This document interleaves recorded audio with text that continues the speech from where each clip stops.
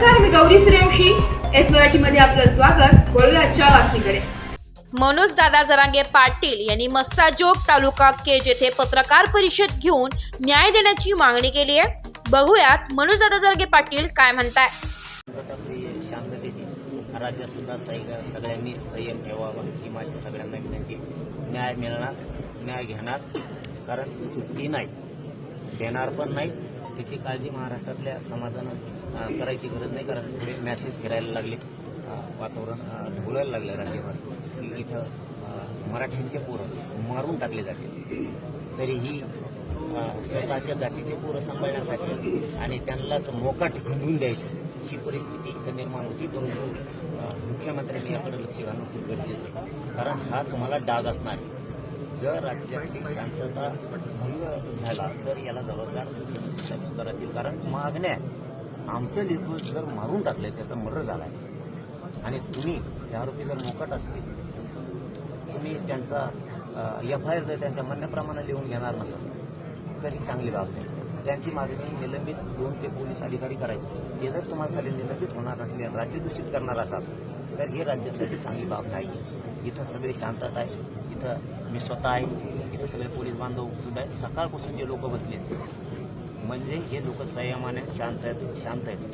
ही शांतता कायम राहणार आहे, त्याच्यात कसलंही दुमत नाही. राज्यातही कायम सगळ्यांनी संयम ठेवावा. मात्र न्याय यांच्या मागण्याप्रमाणे पाहिजे, कारण त्यांची बॉडी आताही हॉस्पिटलला 24 घंटे होऊन गेली. किमान सरकारनं, मुख्यमंत्र्यानं त्यांच्या होऊन झालाय, त्यांच्या प्रेताशी खेळू नये. आमच्या गोरगरीब मराठ्यांच्या भावनेशी खेळू नये. तातडीनं या सगळ्या मागण्याचे मान्य होऊन न्याय देणं या लोकांना गरजेचं आहे. यांना न्याय पाहिजे म्हणून इथं बसले. ही रास्ता रोको नाहीये.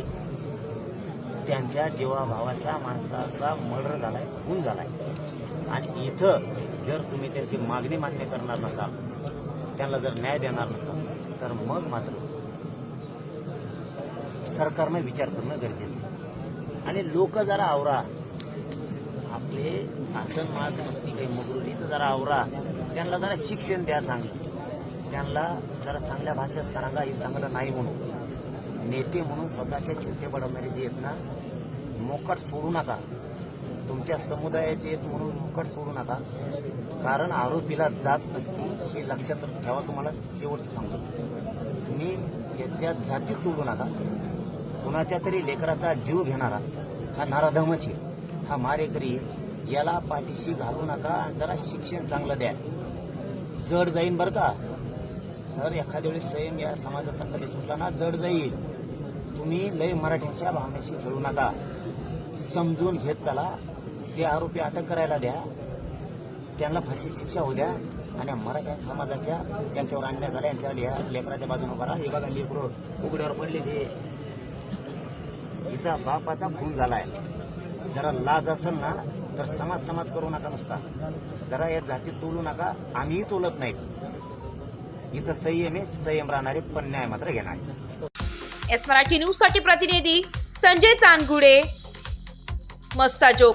अशाच नवीन ताज्या घडामोडी जाणून घेण्यासाठी आमच्या एस मराठी न्यूज चॅनलला लाईक करा, शेअर करा, सबस्क्राईब करा आणि बेल आयकॉनला क्लिक करायला विसरू नका.